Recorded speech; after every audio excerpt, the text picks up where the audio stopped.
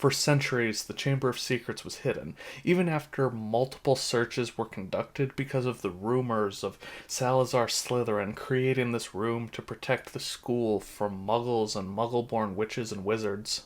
And after a few hundred years, or even 1,000 years, it does make sense that people would be unable to find the chamber, but are you really telling me that Rowena Ravenclaw, Helga Hufflepuff, and Godric Gryffindor were unable to find it in their lifetimes? Because they aren't just the four founders of Hogwarts, they're described as the best of friends. Are you telling me that the three people closest to Salazar Slytherin would be unable to find his secret chamber? And even if all of these intentional searches for the chamber amounted to nothing, how was it not accidentally discovered? I mean, they even built a bathroom around it in the 18th century. Which, wait, does that mean that they used outhouses before then? I'm just trying to imagine how dangerous an outhouse would be at Hogwarts. I take my life in my hands every time I walk out to my outhouse. And yes, I've heard that before plumbing, wizards used to vanish their leavings, let's say, but then you have to ask the question, where do vanished objects go? And Luna tells us that the answer is into non-being, which is to say everything. And that's gross enough to think about, but then if you think about the theory about the room of requirement, and specifically the room of hidden objects, where because so few students were actually able to find the room, that the room was filled by students, faculty, whoever, just vanishing objects. So just how gross does it smell in the room of hidden objects? No, no. Honestly, Crabbe may have done the world a favor by burning it to the ground. But to put a temporary stop on our poop jokes and head back to the video, we do have an answer for why the chamber wasn't found when the bathrooms were put in at Hogwarts, and that's because Slytherin descendant Corvinus Gaunt worked so hard to make sure that it wasn't found. There are a few questions I have about this, though, starting with the fact that because he was a student, how was he allowed to have so much impact on this project? I'm not saying it's impossible, but given how he was a pureblood, especially one from the Gaunt family, and that he's the one who's responsible for the sink and how it opens when you speak Parseltongue to it, I think we should ask how Corvinus knew how to build a Muggle bathroom well enough to be able to hide that spell from the faculty and whoever else was involved in building the bathroom. But that's not something that really breaks the illusion for me. I think there are plenty of explanations for it. What I'm more curious about is the spell that opens the sink, because this is a unique spell, especially when you consider how few wizards can actually speak Parseltongue. And there are two other times that we see this spell used in the canon, the first being with Slytherin's locket, and the other being the final door before the entrance to the Chamber of Secrets. These objects are all very Slytherin coded, so it makes sense that they're connected, and is another piece of evidence, I think, that the locket held the Chamber of Secrets' location in it, and only somebody who could speak Parseltongue would be able to learn it, and then after learning it, they would then have to prove again that they could speak Parseltongue by speaking to the door to open it that way.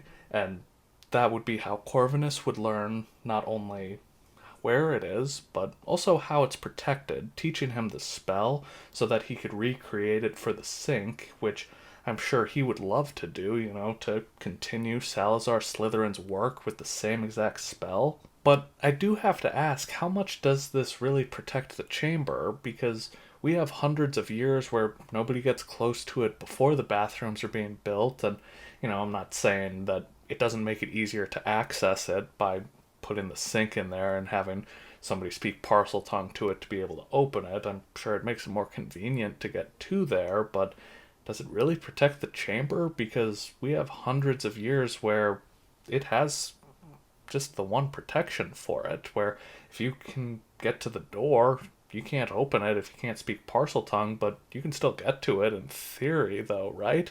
Plus, it's not like the Gaunts are known for being the best thinkers or even being smart. I mean, heck, even Voldemort is a terrible planner. I'd go as far as to say that this isn't the protection that truly protects the Chamber of Secrets. I think it's more so just a last test to be able to get in. And if that doesn't matter, then what the heck has been protecting the Chamber of Secrets all these years? Because if speaking parcel tongue is just kind of a last test to be able to get in, then what's the spell that's been protecting its actual location? Because it has to be something extra. We've had plenty of headmasters and headmistresses at Hogwarts searching for this thing, and none of them were able to find it, so it has to be something pretty powerful to be able to hide it from them. And we do have a specific spell that does protect secrets, and particularly secret locations that need to be kept from others.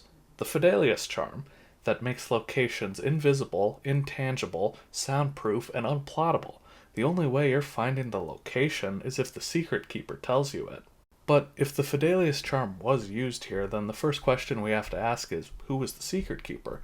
Because quite famously, the Potters used the Fidelius charm, and instead of one of them being the secret keeper to protect their home, they chose their friend Butttail. You know who I mean. But here's the thing. That's not an absolute rule, because Bill is the secret keeper at Shell Cottage, even though he and Fleur own the home. So I would say that Salazar Slytherin himself would be the original secret keeper. And while he could just tell his child the secret, assuming that they will continue his work, it is more in character for him to want to test his child to make sure that they will use the basilisk as it was intended to be used, and that's where the locket comes in.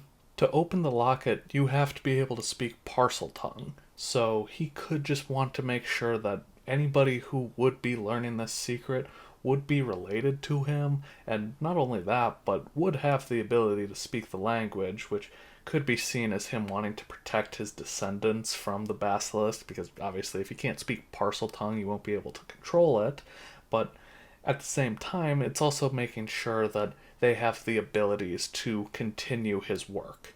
And for those of you who are asking if the locket could be used almost as a secret keeper here, I would point out that in Order of the Phoenix, Harry learns about number 12 Grimmauld Place, not from the actual secret keeper, because Dumbledore doesn't want to talk to him this year. He learns it from a card that Moody gives him that Dumbledore seemingly wrote on, so to me it's pretty easy to say, hey, we can use the locket as the secret keeper here. So then after his death, it would be his descendants who would be able to open the locket that would then become the secret keepers, and so on through the generations as the secret keeps getting passed down, eventually to the Gaunts. But that's all in theory, which, if you want a full deep dive on the Fidelius charm, you can click on the card up here.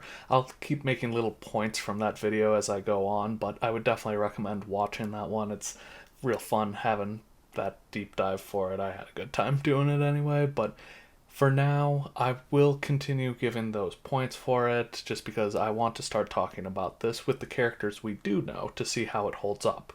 Obviously the Gaunt line continues to Marvolo, Morphin, and Merope, so if this theory is true, then at this time Marvolo is the secret keeper.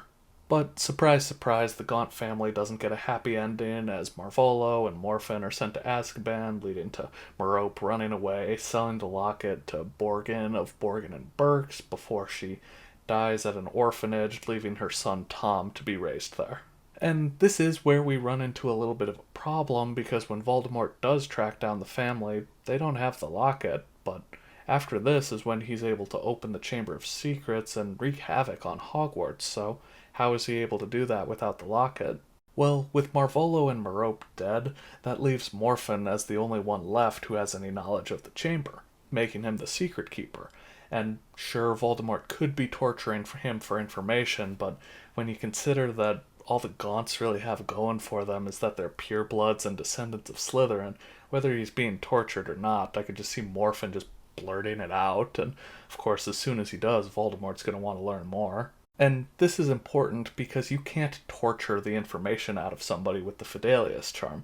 It has to be willingly given, but Morphin is a very ignorant person, so I have no problem seeing him just blurting out the information to somebody who could possibly be helping him, or at the very least, because he speaks parcel tongue, he probably thinks they're on the same side, so I have no problem thinking that Morphin would just blurt this out to Voldemort. So instead of the locket, Voldemort learns the location of the Chamber of Secrets straight from the source, and when his uncle dies in Azkaban, he becomes the secret keeper. Now, at this point, I'm sure you're wondering, well, people know about the Chamber of Secrets, Professor Binns being proof that people have known about it for a while.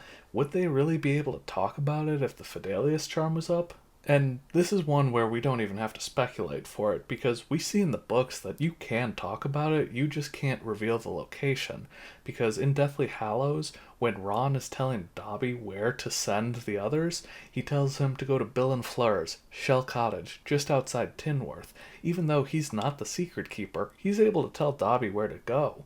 And then later in the book, we see Bill do this same thing when he tells Harry that Arthur is the secret keeper at Aunt Muriel's. And this doesn't even account for all the times that people talk about the Fidelius charm being on the Potter's place in Godric's Hollow. So, yeah, it's pretty easy to say that yes, you can still talk about a location even if the Fidelius charm is up on it.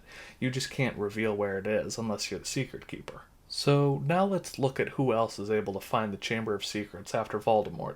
We have, in order, Ginny, Harry, and then Ron and Hermione. Ginny is easy enough to explain because she learns of it because she's possessed by Voldemort, who is the secret keeper, so she wouldn't be able to tell anybody how she got there, but as long as Voldemort is possessing her to be able to speak Parseltongue, then she's able to get into the Chamber of Secrets no problem. But Voldemort obviously doesn't tell the Golden Trio about the chamber, and Ginny couldn't even if she wanted to, so how would that work then? To answer that, we have to remember where the secret is actually kept when the Fidelius charm is cast. And this is where those of you who have seen my video on the Fidelius charm may know where I'm going with this, because the secret is hidden in the secret keeper's soul. So I think you got it now, right? Yeah, you got it. Do you really? Yeah. Are you lying? Yeah. Well, this definitely isn't the usual way to tell a secret, but because Voldemort is the secret keeper, it is hidden in his soul. And given when he learns the location of the chamber, it is hidden in every piece of his soul. So when he inadvertently turns Harry into a Horcrux, he's not only giving him the location for the Chamber of Secrets, he is also turning him into a secret keeper. My God. This is really a cute little twist on what is just disgusting dark magic. And because Harry is now a secret keeper and is able to speak Parseltongue, he is able to do what nobody outside of Slytherin's bloodline has been able to as he enters the Chamber of Secrets and defeats the Basilisk. And then, because he tells Ron and Hermione about it, they're able to get into the chamber during the final battle of Hogwarts, as the only other protection up on it is the ability to speak Parseltongue. So all Ron has to do is be able to do a passable impression of Harry. I am the chosen one. Will you stop? And then when all of the pieces of Voldemort's soul are destroyed, the secret lives on with Harry, Ron, Hermione, and Ginny. And that is how the Fidelius charm protected the Chamber of Secrets for hundreds or thousands of years even. But now I want to shift the question to you guys. Do you think that Harry, Ron, Hermione, and Ginny could clean up the Chamber's Secrets, turn it into a cool hangout spot or something? You know, maybe their kids go there while they're at Hogwarts. But if you want to know more about the Fidelius charm and why it lasts forever, you can click on the video right here. But that's all I got for you guys today. So if you enjoyed, drop a like, subscribe if you want more like this, and I'll see you next time on STV.